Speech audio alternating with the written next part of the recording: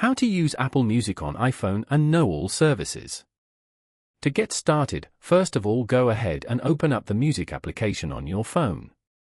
As you can see, you will then be taken to the music library page. Once you're here, go to Playlists. You can view all your playlists over here. On this page, go to the top and tap on the plus icon. You can create a new playlist from here. Then, go back and tap on Artists. Over here, you can view all the artists that you follow. After that, go to Songs. Music purchased in iTunes or added from your computer will appear here. And then, go back and tap on the three dots at the top.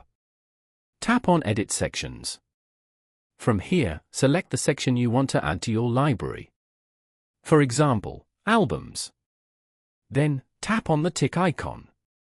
Now, go to the bottom panel and tap on Radio. You can view and explore all the available radio channels over here.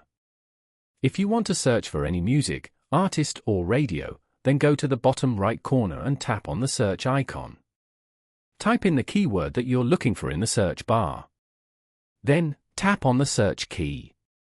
From the results, select the song you want to play. Following these steps, you can easily use Apple Music on iPhone and know all services.